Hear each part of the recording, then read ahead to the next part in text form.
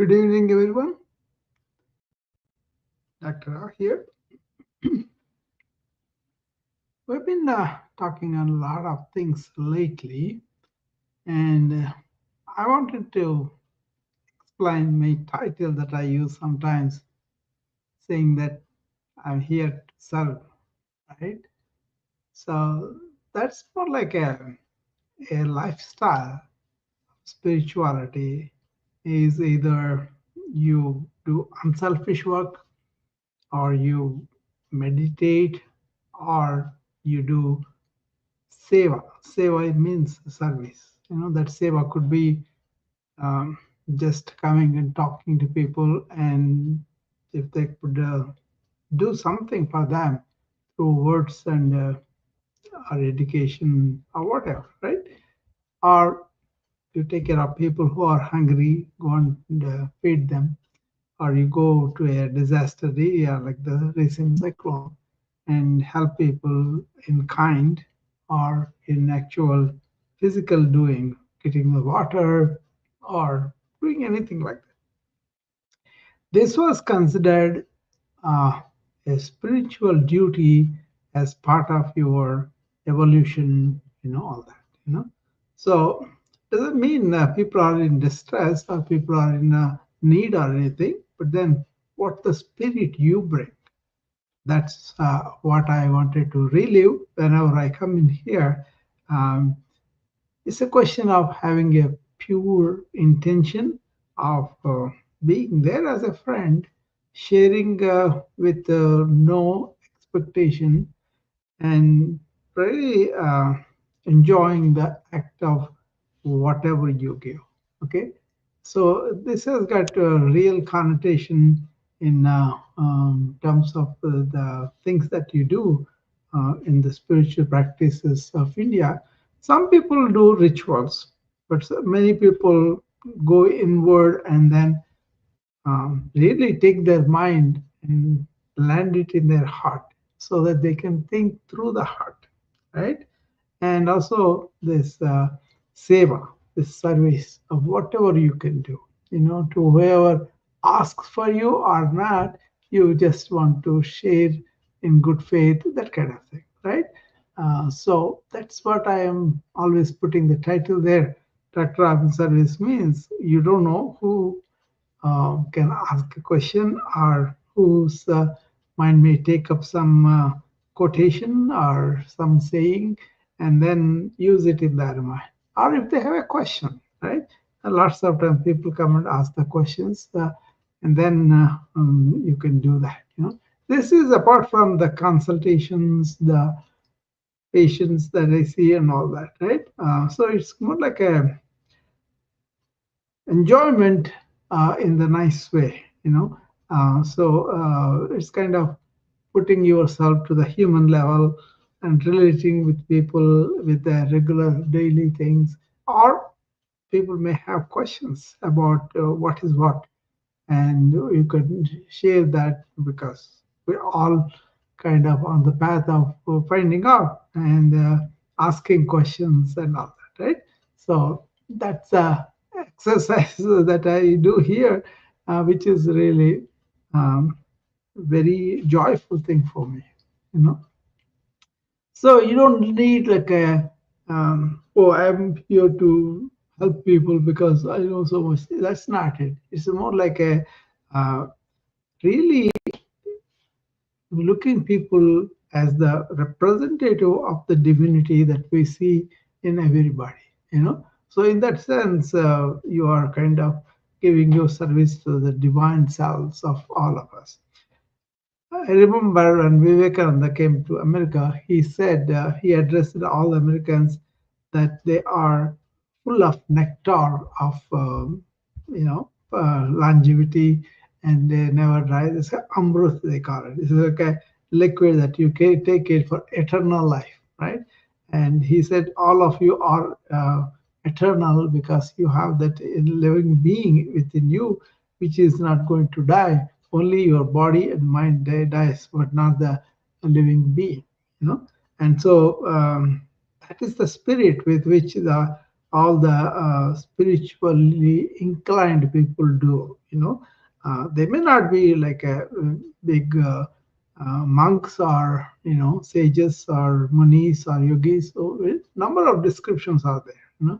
They may not be that. They may not have it, given up the world and all that. But in their mind, this worldly nature is diminished or forsaken. If you look at it, many people are trying to do meditation in America. And if you really take the statistics, many are doing it. But how many are really able to sustain it or really get the transformation within from selfish worldly affairs to spiritual compassion and giving and all that. That is the transformation people want to see from lack of love and care to people who really share their empathy, their kindness and compassion. The word compassion is defined like you are having passion for all. Calm is like a all, right? So you are having passion for everybody, and that is the compassion, right?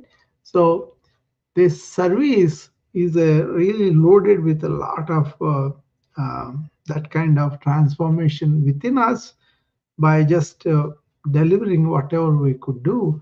It could be a good word, it could be in kind, if somebody needs some help and all that, right? That kind of thing.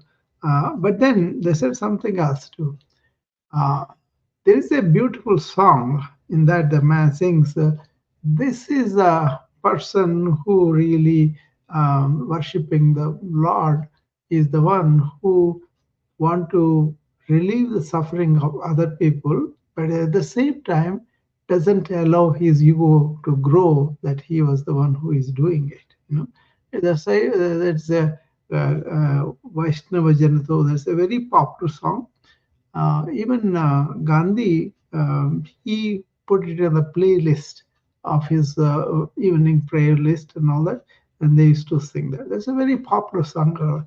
He kind of describes all the qualities of the spiritually inclined people in Borley and the ideal how it would be and how you can aspire to be that, to be oh, it's a beautiful song, but the first word starts at he is the one who is really following the godly path that kind of relieves the suffering of other people and at the same time does not allow his ego to grow.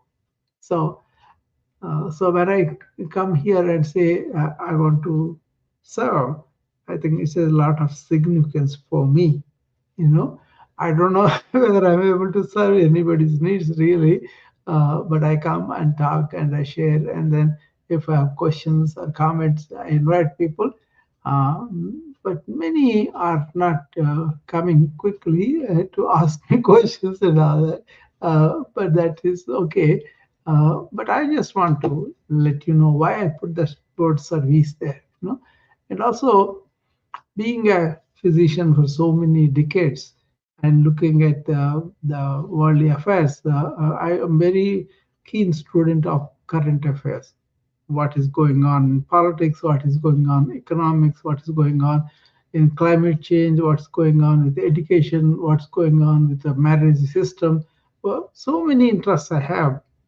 I just take intense interest in that. It doesn't seem like too much because if you're following an issue like a climate change, my interest started way back in early 80s, right?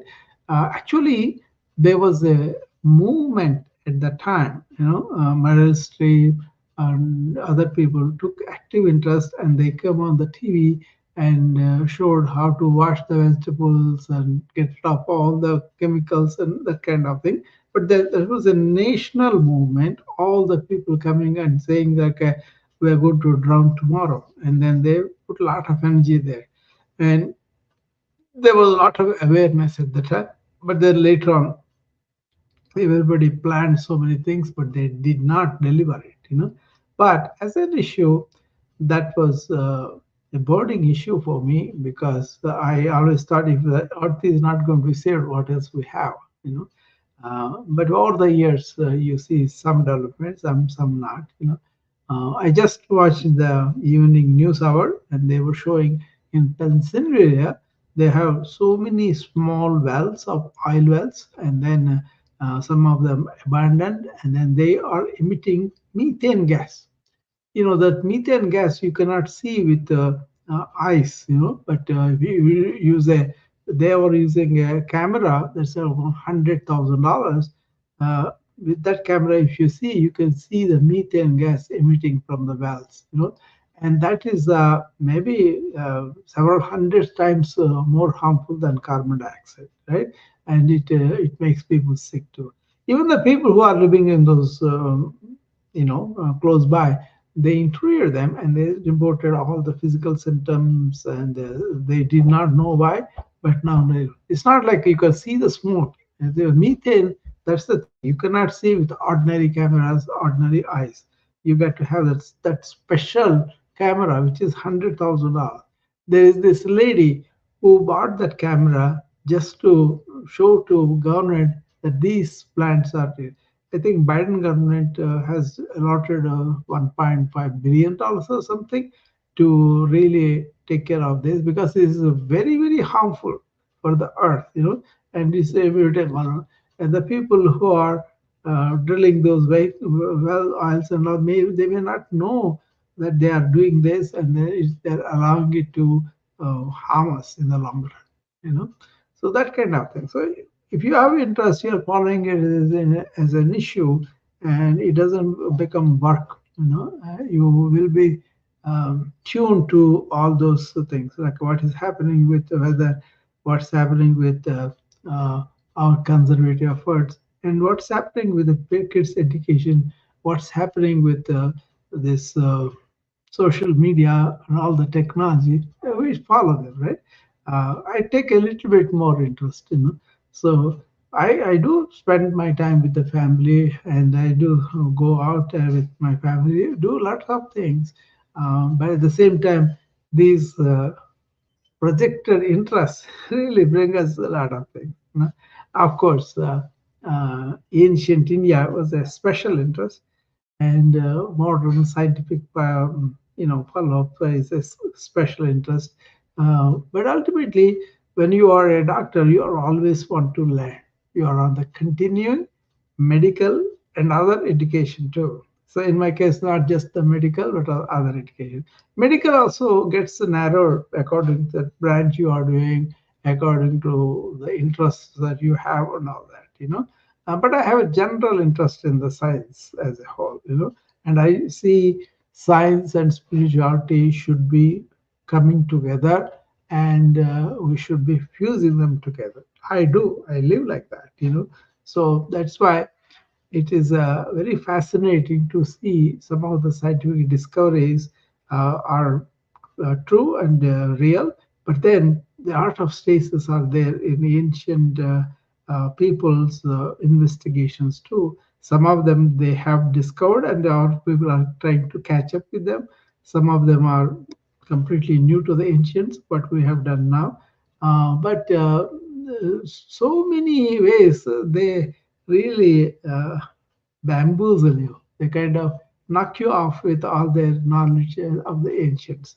And that knowledge was also not by experimentation, but by experiencing within themselves, and not with a logical thought, but with meditative awareness, calming the superficial mind, and then and really engaging the intuition to feel for the universal truth. A logical modern mind may not really understand it completely, because it wants evidence in front of the eyes. It wants everything to be sensory. But a lot of things are not sensory, like even if you look at something, and it all depends on how you look at it. That may be different, but then how you look at it with a filter, then it should seem like. Okay. Anyway, coming back to service, um, how I can service people is first thing comes is they are not doing good, right?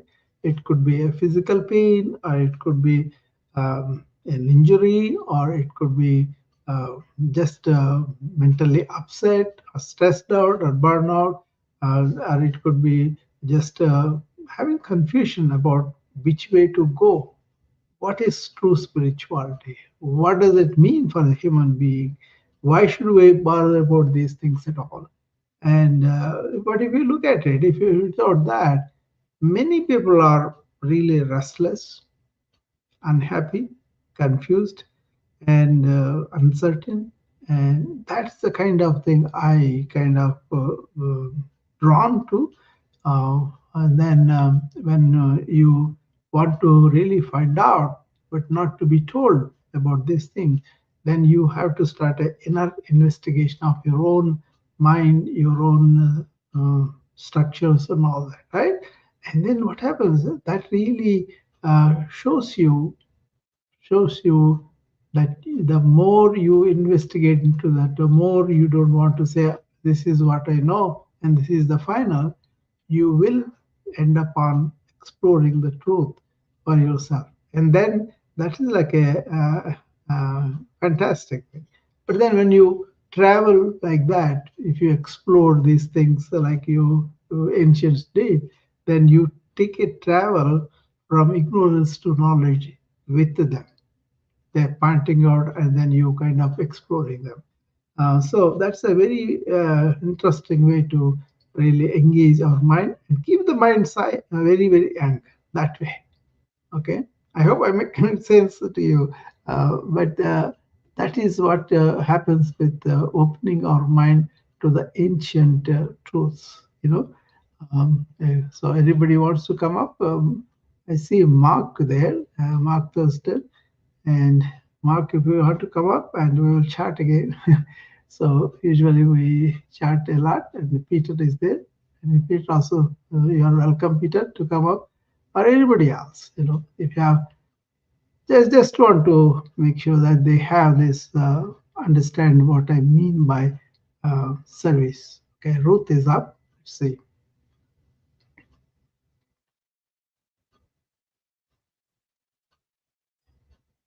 Good evening. Good evening, Ruth. How are you? Good. How are you? I'm great. I didn't hear all of your opening, but you're talking about service. Yeah, Oh my gosh, yes. And it does change your life. yeah, that's yeah, yeah, I don't understand how we can live our life and not serve others yeah, in some form or fashion. yeah, But I also came from a parent who believed in service. yeah. So I've done volunteer work Mm, most of my adult life. yeah. The quickest example is I can tell you because it's had me stressed all day. So I was grateful to see you. Yeah. Is my guy found a puppy this morning out in the front yard. Looked like he had been thrown from a car, or he had been dragged around, but he was in pain. Oh. And so he gave him food and water. Mm. And I'm afraid of dogs. Yeah. Terrified because I get bit. And so the dog started to follow him to work because he rides his bike. And a neighbor grabbed him for him so that because he couldn't go to work with him. Yeah, obviously. It just wouldn't have worked for him. Yeah. And so the joy was the neighbor took him. Yeah. I called animal control to find out what we could do. Yeah. Because he had been injured. Yeah. And they were very little help. But the owner called my guy tonight because we left messages because fortunately the dog had a tag. Wonderful, wonderful, yeah. And hopefully he'll be home because the neighbor took him. So I don't know where he is. I don't know if the neighbor took him to animal control or what. But hopefully he'll be home tonight. Yeah. It's the little stuff that we do that changes lives, even for the owner of the dog. Yeah. I know it was food and water. Yeah. But it's the little stuff that we do Yeah. He could have just ignored it. Yeah. You see, what I have seen, Ruth, as a child, this service was promoted like a virtue, you know. So it was not like this commercial world we are living in now, even in India. It's like, unless what is in it for me, unless I get something, I'm not going to do.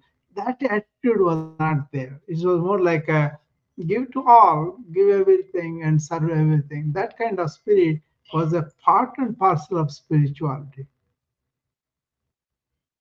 And I get that. Yeah. And I have a buddy who's been trying to get on his feet. Yeah. And he was like, I got my own apartment.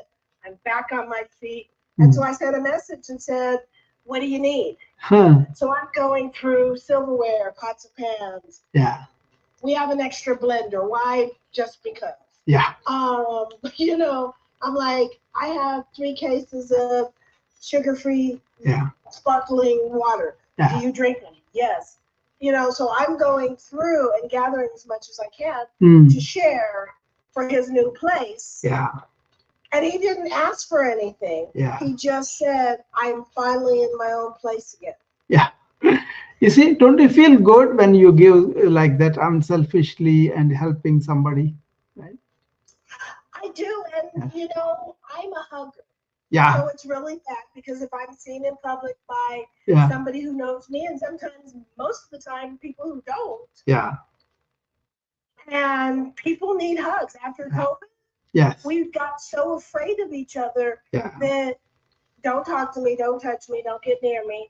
Yeah. Did you wash your hands? Yeah. Yeah. I'm being silly, but for us here in America, it was that serious. Yeah. And how we behaved ourselves. Yeah. And so I look at people and go, can I give you a hug? And they're like, yeah. It was like, I saw a coworker yesterday that I hadn't seen in months and months and months. And she just grabbed me and hugged me. Yeah. And there was a person sitting across from her. He goes, I want one of those. Yeah. I said, okay, well, then you can have one of those. Yeah. And it was just like, you're hugging me? Yeah. Yes. Yeah. So for me, acts of service aren't always money or meals or things. Sometimes those acts of service is as simple as a hug or a good morning or a handshake or to just acknowledge, being kind enough to acknowledge the other person is there. Yeah, the hug is a gesture of friendship, gesture of inclusion, gesture of love, and gesture of really, do you need something? I'm here. Let me hug you and then cradle you like a mom. All those things are involved. That's why people feel included, and also people feel spiritually going to the oneness that we all have through the hug.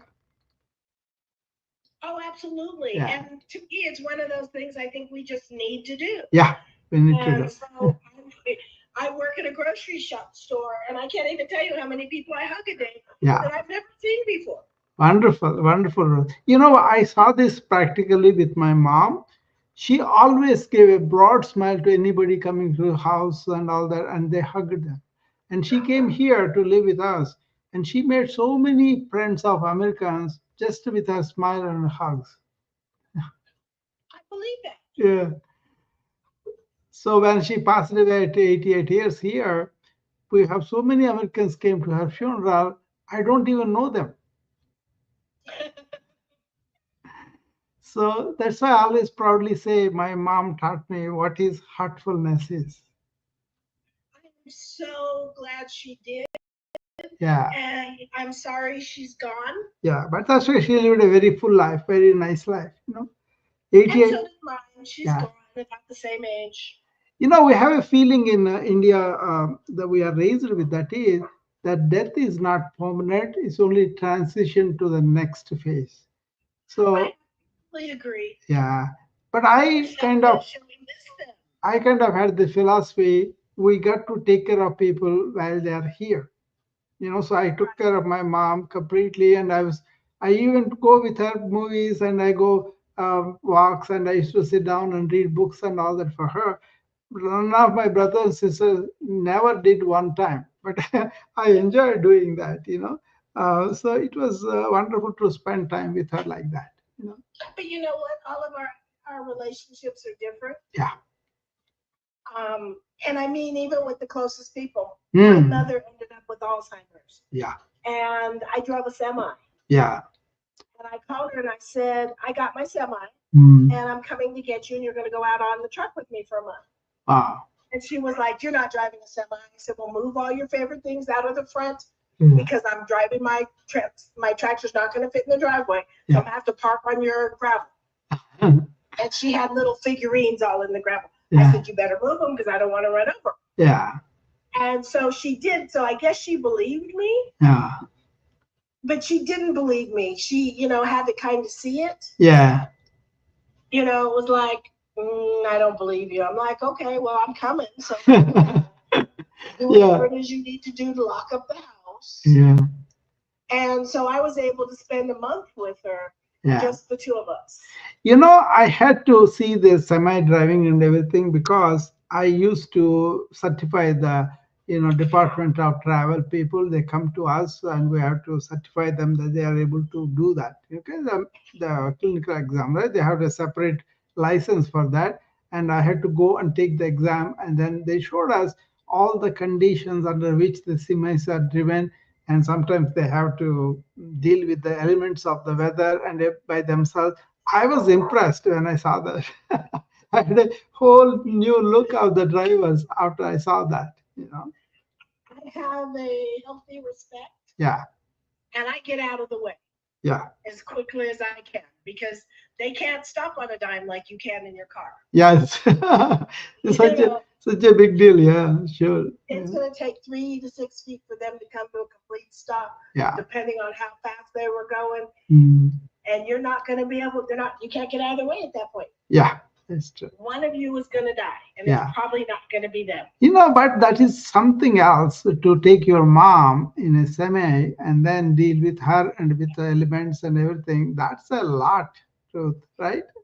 It was. It was. And it was at the end of my 2 years. And so after that, I stopped driving. Okay. But because I had a dog with me, and between my mom and my dog and me, it was enough. Yeah. And with the Alzheimer's, but she had a ball and she wasn't sleeping. I'm so glad you did that because, Ruth, I know a group of women, they were diagnosed to have stage 4 breast cancer, and they are sure to die in a few months. That was their prognosis. But then some of the doctors experimented with taking them on a hike and also adventure, rope climbing and all that. They made them do them. And these people, because they were suffering with a chronic disease, they were not occupied by the disease, but they had this adventurous, fun-filled, really lovely time. And that's such a wonderful thing. Yeah. That's an active service that we don't think about. Yeah. Why I quote it is because I used to diagnose a lot of patients with, various types of cancer because we have kind of primary care, right? We see the patient first and we order the scans and all that, like a mammograms or chest scans or whatever I order. Usually report comes to me, I first have the inkling this could be cancer. We need to diagnose further and all that. We may do biopsies and all that.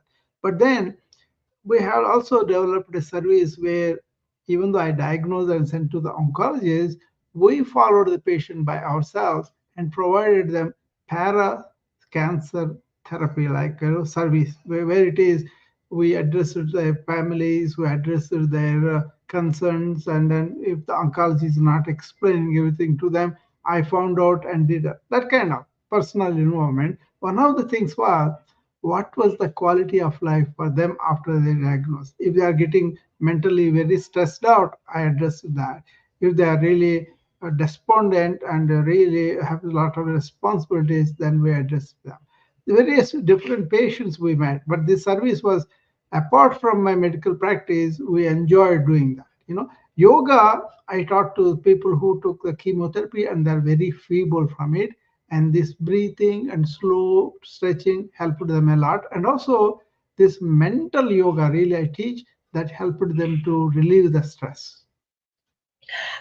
I have a change of subject for you. Yeah. Just a question, you may not heard it. Yeah. One of the things that I've recently heard is that doctors are autopsying Alzheimer's dementia. They're Yeah. finding mold in the brain. Yeah, because what they're finding is a lot of interesting, but we have so many medications to come up, but they're not really being effective as much as we would like them to be, But it may come true. But then they found was if you are mentally very active, you can reverse some of the effects of the dementia. Alzheimer's, sometimes it will be very aggressive and then progress very quickly. You cannot do much about it. But if they are recovering somewhat, if you diagnose very early, you could help them to last longer, better mental condition. Well, I didn't know if you had heard about the mold. Yeah, I mean, some of them are kind of false information. Some of them are incidental, but the protein loss that happens in Alzheimer's, that could happen due to aluminum, due to mold, due to any number of toxins in the atmosphere. Okay. Yeah, that is there. But what is the most important thing about the Alzheimer's patient? You got to keep them mentally active. Right. Otherwise, the brain is in the recessive mode and you are losing all the cells because you are not using them. The more you are exposed to new material, Ruth, the more the connection between neurons happens. That's how you create the new brain. See, they found the people who were in Detroit doing the assembly work and all that. They were not using their brain such much. And then after certain years, 30, 40 years, they retired. But after they retired, they thought just not doing anything, not learning anything, just watching TV or lying down and all that. And they were not involved in any active work there as they were before. And that's when they rapidly went down, and then people have the genetic background, but this environmental non-stimulus really put them down. Okay, thank you. I'm just dealing with my own memory loss and Yeah. stuff. Yeah, And that's why I have a recommendation for you. If you want, you can do this very simple thing. Suppose you go to a grocery shop, right? Okay. What you do is just observe everything in that aisle or in that room or whatever, right? And then come out of that and try to recollect what you have seen just now. It's like a mental cognitive exercises. I will start doing that because I don't remember working in one where we put stuff from day to day. I do recommend some apps also, Ruth, and also some puzzles that you could do. And more than everything else, suppose you read a book, you read one paragraph, close your eyes and recollect what is that the other is trying to tell me, what is that I gathered. Don't go on reading continuously, then you won't have the ability to exercise, other opportunity to exercise. So these three things, if you do, I think your mind will be very sharp. I will start working on those. Yeah. Because, and I am now working many days, which is good because it keeps me active. Yeah. I need to work more on meditation because I don't meditate as much as I should. But I did put in a CD this weekend and worked through a meditation. Yeah, that is a guided meditation. That's okay. But take this, try this, what I'm saying. What you do is you kind of fix one place all the time and go there every day, and then first start eliminating all that is coming into your mind and focus on one spot, and then really take up the issues or the things coming up with you and actively investigate them. Out of that, what happens is they will be having some kind of solution, or you will give up on that, and then usually you will settle down in a silent uh, meditative awareness. If you are in that, you are very active, alert, and but now you are not sleeping, but at the same time you are tied to the present moment. And the longer you can stay there like that, the more the brain revitalizes itself. Okay. But it is not like a just keeping quiet. No, actively investigating within yourself. What's happening? What's happening? What the thoughts I'm getting? Where are they coming from? That kind of active investigation on your mind by your mind. Okay. Yeah, most people don't know because there is this type of yoga called Raja Yoga. Raja means king. This is king of yogas. What happens in this king of yogas is you turn your mind on itself and study it. And then, out of understanding the operations, you manage that much better. That's interesting. Yeah, it's not just the chatter, oh, this one, that one. No, no, it is active investigation you take into affairs, anything. The more you do that, the more your mind becomes active, and the more, like, for example, you have seen a movie, and just to see the movie, enjoy and go, no, but what is the theme? What are the actors? Why did they do that? Kind of simple things. You go deeper and deeper into that, then your mind starts to act with new information, and that is important for the new cortical formation. We can actually create your own brain if you are know how to do it. Okay. In a dementia, what happens is you lose or you get atrophy of the normal cortical tissue, and also not having this stimulus, not having this work cognitively, we kind of go down much more. See, there was an experiment they did on the Supreme Court justices in the 80s, and they were most of them are 70s or 80s, right? All the justices on the Supreme Court. And then the lawyers who are coming there like a 30, 40 years old, they're arguing cases. But then all these Supreme Court justices are so sharp compared to these 30-year-old lawyers, the lawyers could not handle them. You know, why? But then what happened was the justices, they were reading enormous material, and they were working over the cases, and they were debating on, so they were actively involved in their mind on the knowing new stuff. That's incredible. Yeah, that's what we could do. That's what I'm trying to tell you to go and see something, go and do something, go and enjoy a movie or whatever, do all those. But then engage your mind actively in what is going on there. What was the message? Maybe they could have done this. That kind of inquiry will be very good for your mind. Okay. Yeah. Turn your mind on your mind. You say, turn your mind on your mind.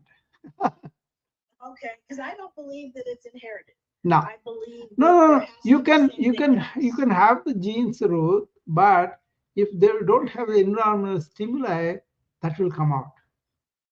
Okay. These are called epigenetics. We know that now. Lifestyle diseases and all those things can be reversed if you do understand how they work, right? But you may be born with some genes, but they don't have to be manifested unless you have an environmental injury or stimuli.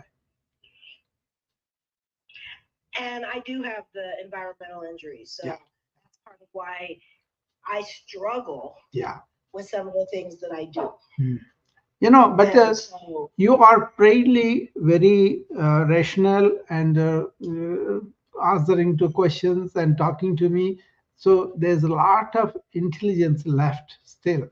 So what you can do is you can enhance this. That's what I'm saying. I will be opening up the book. I have another book that I want to write. Yeah. So yeah, that's a wonderful thing. Yeah. Write down like this. Write down what is it that I want to say with this book. How do I want to say this? What will be more easily readable? That kind of questions you put yourself. I'm just saying some questions, but the more questioning you do, the more your mind intelligence will be operational. Okay.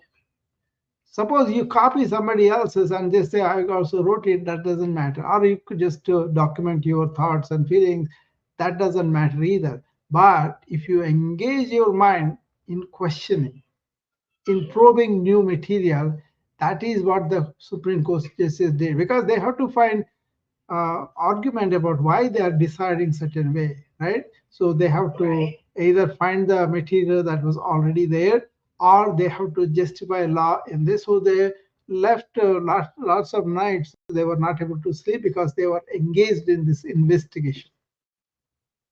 I love it. And you know what? I always appreciate talking to you so much. Sure, sure. And I get so much from our conversations. Yeah, I mean, this is very important because on one hand, people are not using their mind because they are going to the TV, everything simple, they want answers, right?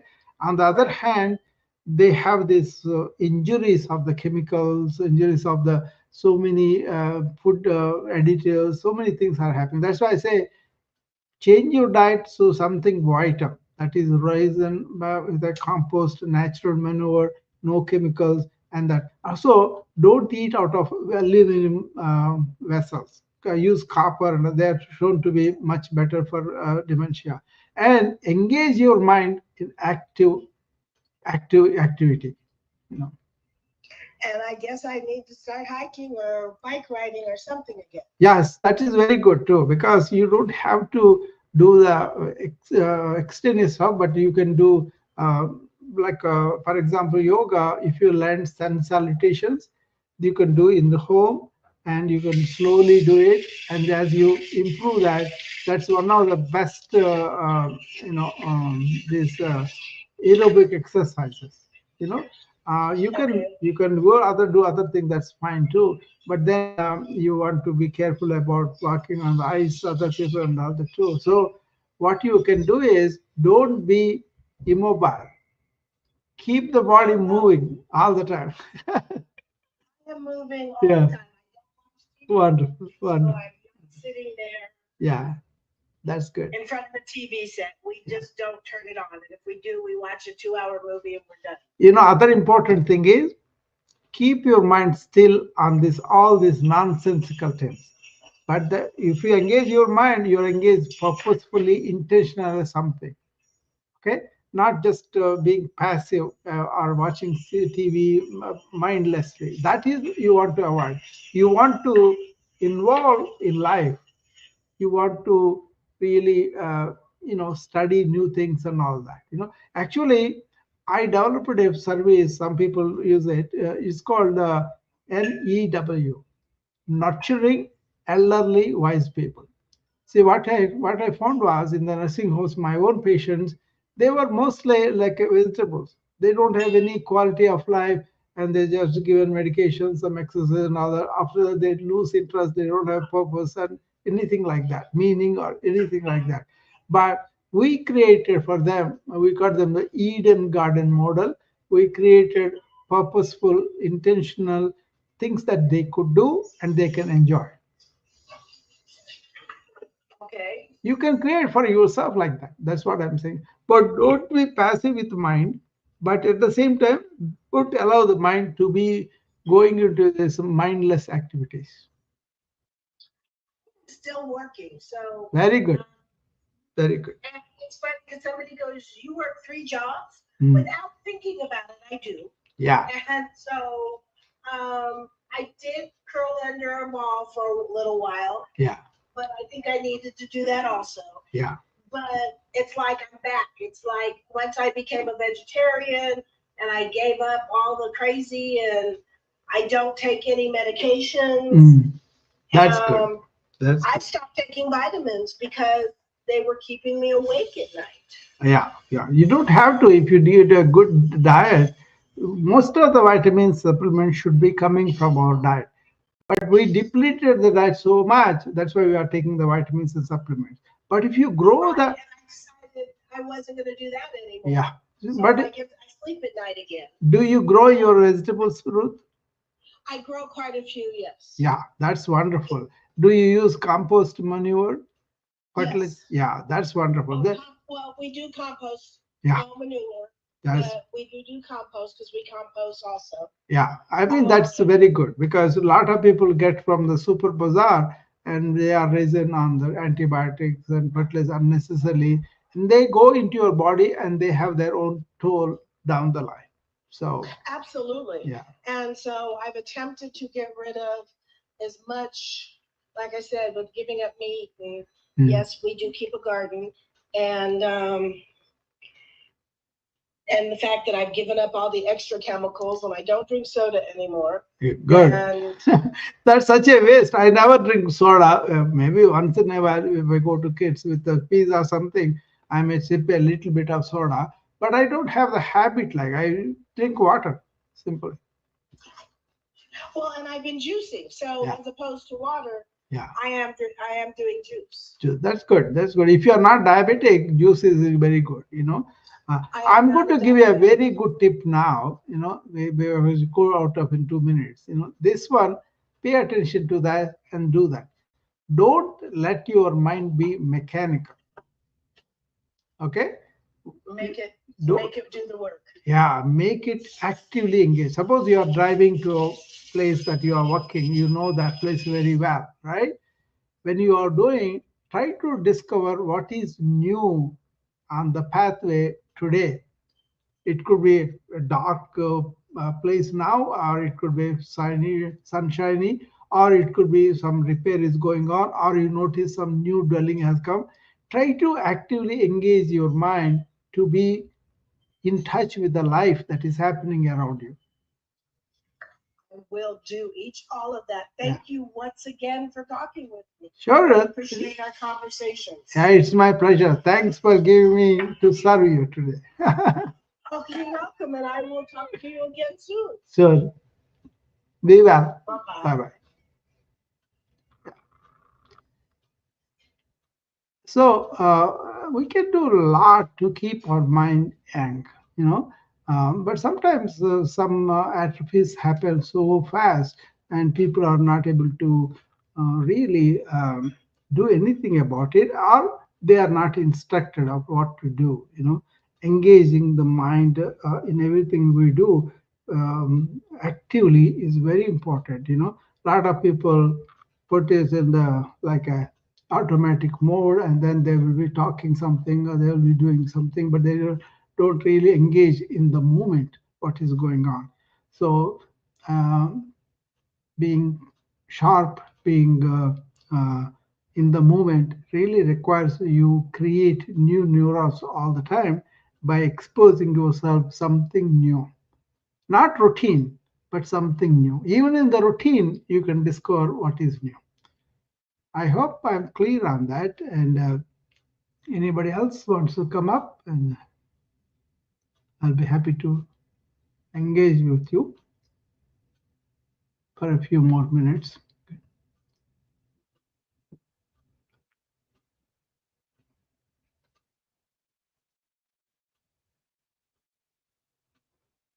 Oh, my friend Peter. Welcome, Peter. Glad to talk to you.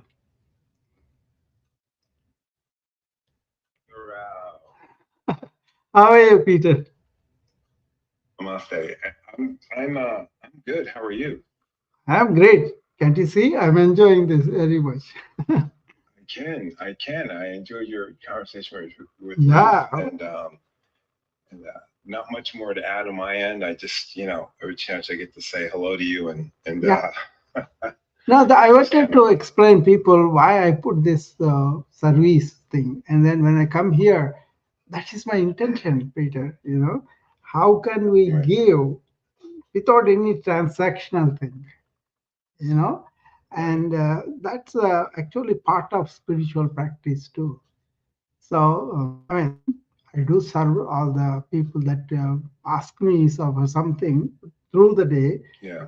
That's okay. But then when I have the lull like that, then I say sometimes it is very too much busy. Sometimes it is not. When it's not, I don't know those days. But then they open up sometimes. Then I come up here and talk. Yeah. No. Appreciate it. I always like to see when you pop up, and sometimes during the day I'm busy doing other things, but I always got an ear out though. But Peter, you always have the liberty to tap me up. Just send me a message and see if you want to talk about something. We will talk. Oh, fantastic! I do it with many people, though. By the way, so. Okay, That's great. Yeah.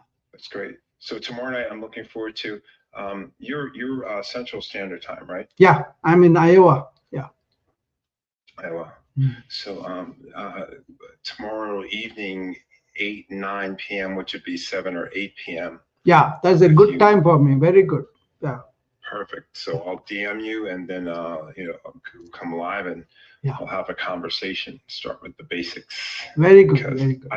I need to learn. I need to learn. Let me open the room. That way I can really devote all the room for you first. Okay. That way, otherwise, so many people coming and are wanting to talk something. That's okay. They can do their own time. But we want to go a little deeper. I think this half an hour that I put in there helps a lot. If you don't have anything, yeah, you can see. I don't like to just spend the time for the sake of it. I want to make it useful for both of us and also for everybody. Basically, we are in the giving mode, both of us. So let's give. Yes. Yeah. Yes. Yes. And then you can prepare questions. For me. Yeah. It's a little selfish for me because I do receive a lot from you, doctor. But no, I like service. I have a life of service, basically, in my vocation of. No, I look at this way, Peter, because many people may not want to think deep because they may not have an opportunity or they may not have interest in all that. That's fine. But when you are on the relieving the suffering in the world, maybe we can give information for them before they land in that suffering, right? These kind of discussions may touch somebody, and then that person may have some remembrance when down the line, right? For example, we talked about dementia, we talked about cancer, a lot of things. We talked about general philosophy of how I cared for people and all that. And even that Fisher, somebody invited me to a clubhouse room where I did a room for how do you deal with cancer-stricken patients as an internal medicine doctor. What I did, I presented it there, and it psychological support to feeble patients doing yoga and really understanding life and getting prepared for the end of life. All those things I have done in career, and I can advise people too. But doing those rooms and putting them on replays, we don't know who is going to catch it. That's exactly right. Yeah. Because a lot of times, there's that saying that when the student is ready, the teacher will appear. Yeah. And that's very true. I really believe that. I really believe that. No, that is true, because when you are ready, the universe has so many sources you can tap into. Yeah. If you are not ready, if you are not receptive, even if it is in front of you, you won't take it. My friend Mark was asking me the other day, "Hey, Dr. Rao, how come only 11 people are here?" I said, "I don't really pay attention to the room number. I can talk to one person for 30 minutes and all that." And even if 100 people are there and they're talking 5 minutes and then doesn't make real significant impact on their mind and their life, that's kind of a gossipy thing. Yeah. No, I understand that. Yeah. I understand that. Yeah. And what I really like about New Vibe is there's really something. I know it's such a cliche. There's something for everybody, but there's something for everybody where they're at. I believe in meeting people right where they're at, and I hope people will meet me where I'm at. And this is a perfect example, right? You always meet me where I'm at, and the questions that I ask are so fundamental. Yeah. It's like a child asking, but you realize that, and you don't tire from answering, explaining things to me, and sometimes re-explaining things. So it's a question of clarity. Once you have the clarity, then more will be there, and then more you will explore. Okay, so everybody is at that beginning space at one time. So we got to take them along on the ride from ignorance to knowledge. Right. See, that's my path, by the way. Knowledge yoga, Jnana yoga. Yes. Mine is not Jnana yoga. Jnana yoga is the knowledge yoga. And that is very remarkable. You know what? I have an MD degree, I have a MBI degree, and I have done so many other things, right? But this one knocked off my socks. Yeah. Yeah. I'll tell you. I'll tell you one thing. There is a. I think his name is Osborne. I think his name was. He is Oxford University. Oxford University is so high standards. If you get one gold medal, that's a big, big deal, right? Big deal. This man has 11 gold medals, Peter. Wow. So you can see how big it is. But then he wrote about this Ramana Maharshi. He said, all my knowledge, all that we learned, is not even like his nail in his toe. Mm.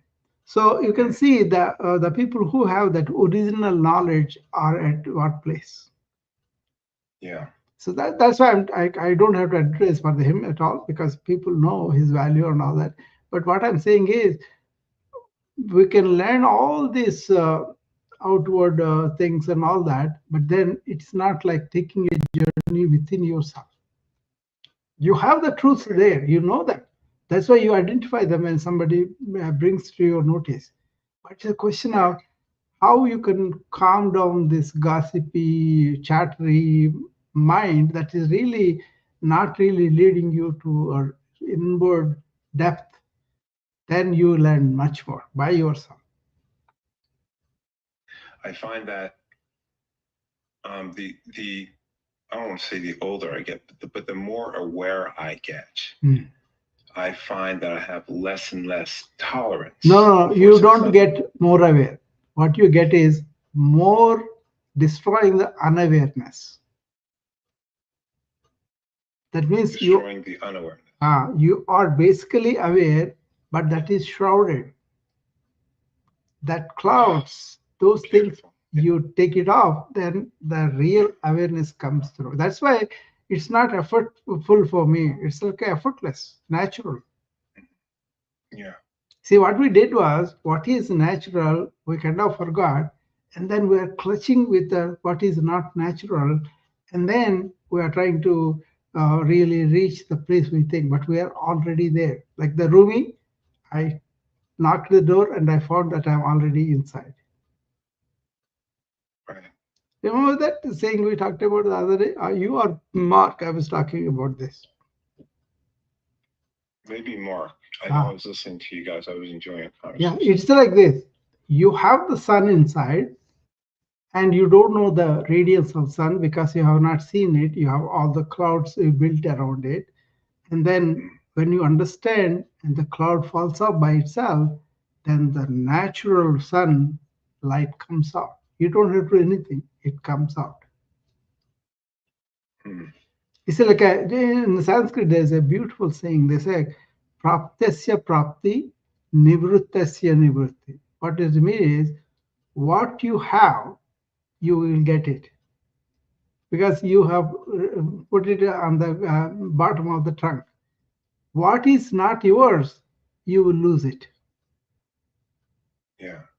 What you get is what is the wisdom that you have already there.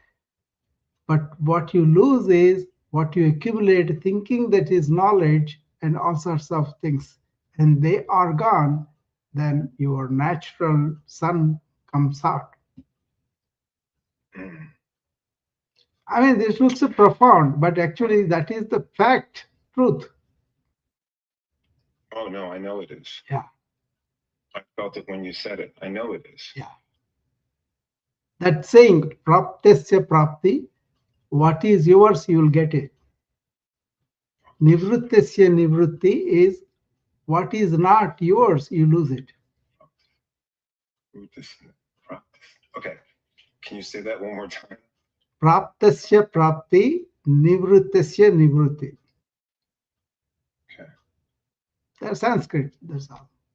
I always like to use Sanskrit because they are much more explanatory. I used to talk about that in English. That's why to get in progressively easy. My thing is they have to get it what I'm talking about. Yeah. Yeah.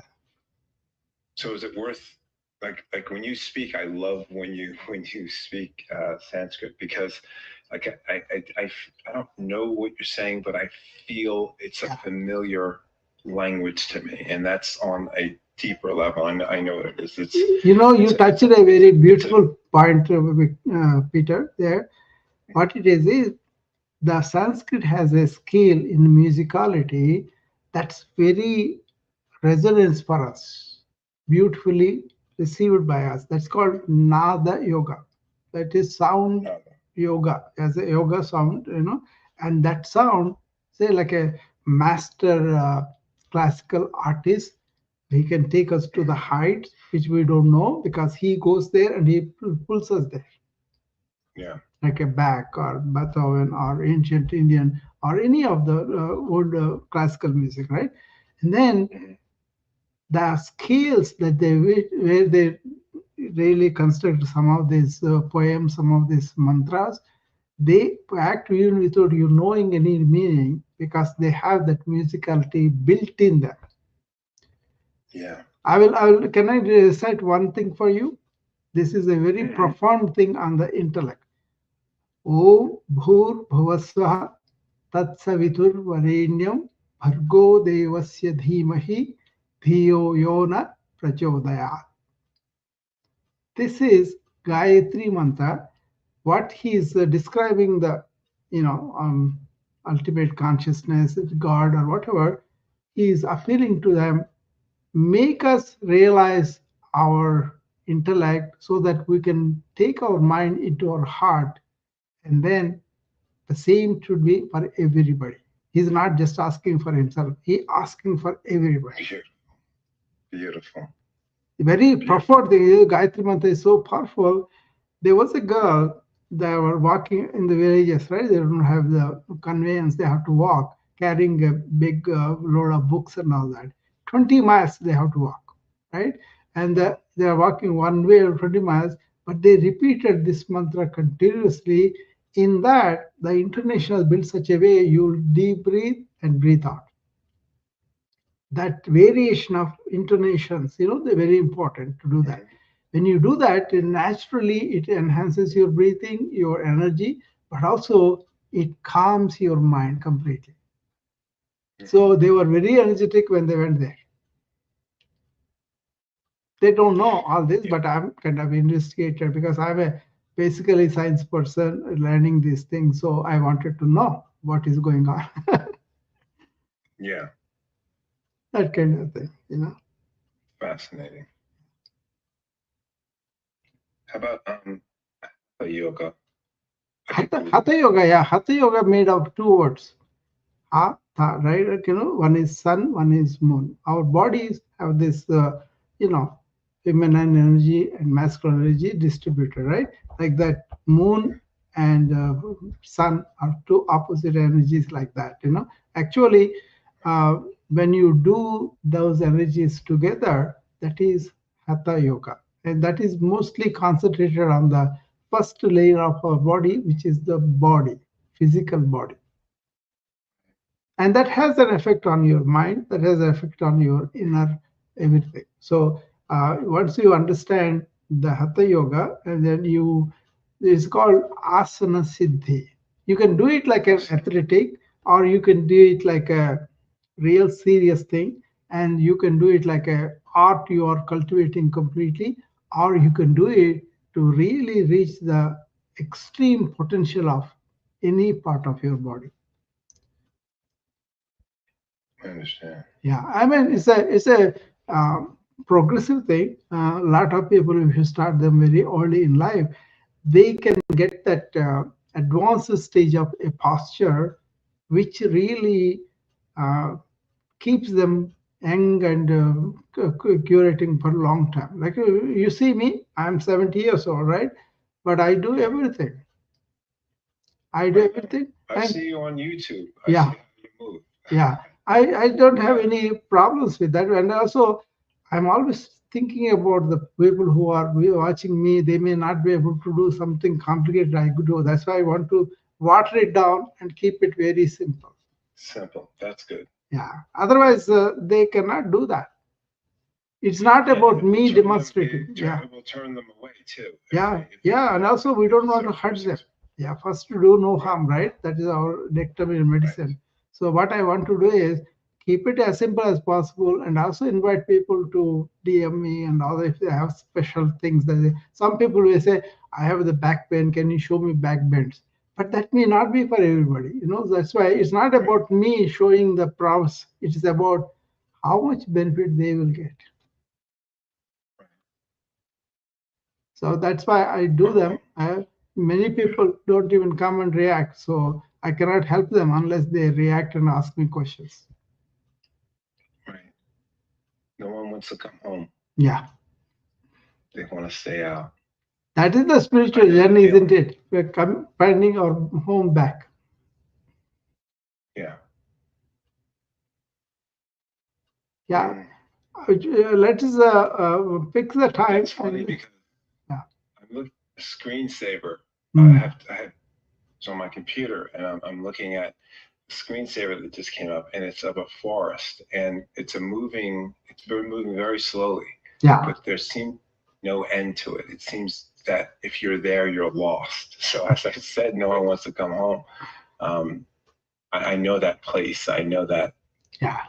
You just keep going, and you know the direction because there are quiet moments. There are moments of clarity in your heart, just read, even if it's just before you lay your head on the pillow at night, or just before you drift off to sleep. You're connected with that. Maybe when you wake up in the morning, you're connected with that part of you. Yeah. And then that is in Sanskrit it's called Turiya. Turiya means fourth one. Okay, like you take the wakefulness as the number one, dream state number two, and deep sleep is number three.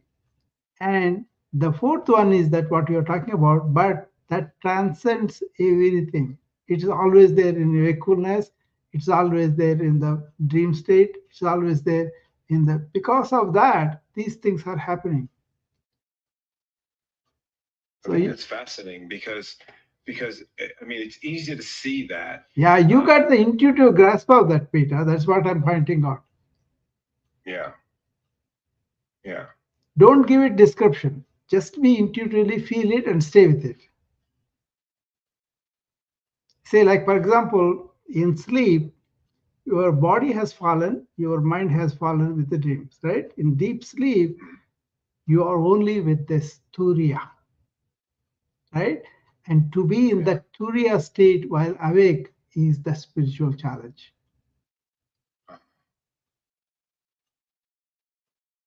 Anyway, I don't want to take it too far away for other people. No, you're not taking it too far. I'm going into meditation as you're speaking. Yeah, I'm taking what you're saying. I'm feeling the energy of it, not just listening to words. I'm feeling the state that you're talking about. It's not an emotion. It's not like I know what you're talking about. Yeah. I know. You had described it that I'm only giving explanation about it. Already intuitively feel it. Yeah. You see, these things are not to be described in that way, rather realize and stay with it. Don't put it in words. You cannot put it in words, but you know the feeling. That's what I identify. 100%. 100% I do. Yeah. Actually, it's beautiful. Beautiful to feel that energy. It's so. It really is. It's so energizing. It's so rewarding.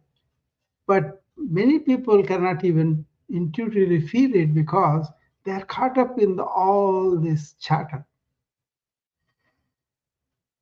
And then they say, oh, I'm such a deep thinker or whatever, but that's all chatter. Anyway, I get excited about this inward going and then exploring. You can see it, right? I do too. I do too, Yeah. I do too. So I think we'll have a structure for what we want to do. Maybe you can start with what is that you want to get out of that 1 hour, 1.5 hour, whatever we do. and then we will structure it and we'll go from the what we know in the beginning to what we need to explore. And that way it can be personal for you and also for everybody else too. Perfect. Yeah, that's what I want. And Yeah. while you're speaking, I think to myself, I say to myself, what I want for me, I want for everyone else. Exactly. And also we will take them along, they don't have to follow or they don't have to agree with us. Only thing is they have to explore it with sincerity. Otherwise, it's up to them. If they don't want it, that's fine too. See, basically, my attitude is this: I am pretty joyful, happy, peaceful, and all that. All I'm trying to do is share that. I'm not demanding they should be like that, but they can be on their own. How they can do, So let us get prepared for that, and then I will see you there. I think Mabel wants to come. Let us bring her up. Okay. Okay.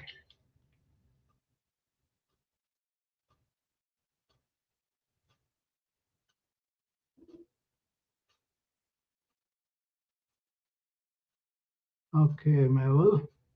I'm trying to get you in, but yeah, so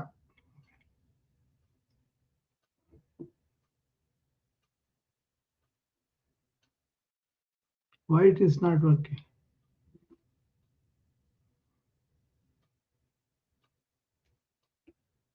I don't know. I'm trying to swap it, but it's going down.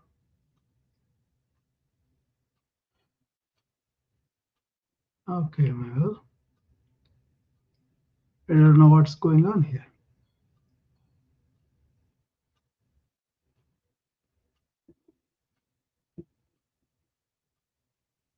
Okay, I think I kind of lost her.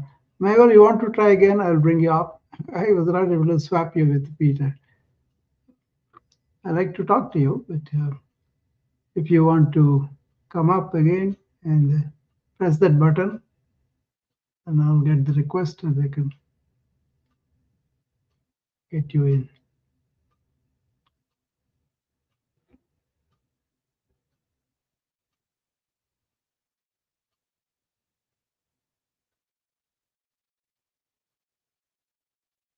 Mabel, you want to come up? And you just, I lost you when I was trying to swap you with Peter. If you send the request again, I can allow you. Yeah, I'm looking forward to tomorrow's session with Peter.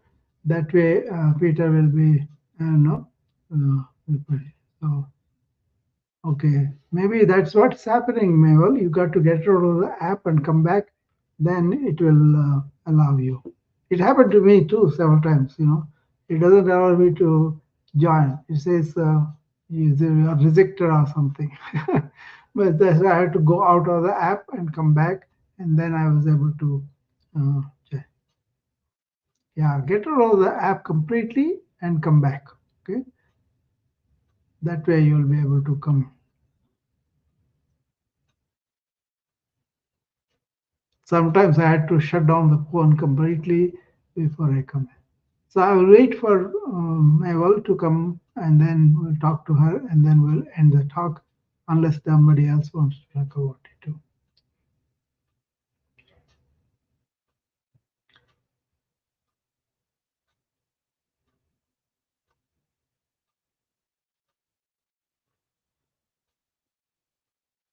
So Mabel, are you coming or are you still having problems? Or I don't want to leave without talking to her because she wants to come up.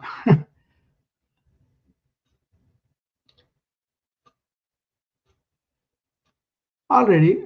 So thank you all for coming and listening to me. And thank you, Ruth and Peter, for coming up and sharing with me.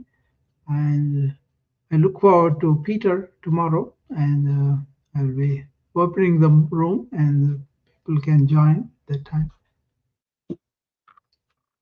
Okay. Okay, Mabel, I will talk to you tomorrow. I'll see you at this talk also. And I'll see you in the morning anyway, And what time is that, Peter, tomorrow for us? 7 or 8? I think 8 central, right? That will be fine. So DM me. That way I can. Yeah. Yes. Okay. 8 central. Yeah, that's a good time. Okay, we can relaxedly talk for an hour and a half. So wonderful. I'll see you there, and thank you all. And I hope I see you all of you there, so that we'll have a good conversation, so that we can really spread our wings a little bit. Okay. Thank you very much. I'll see you there. Bye bye.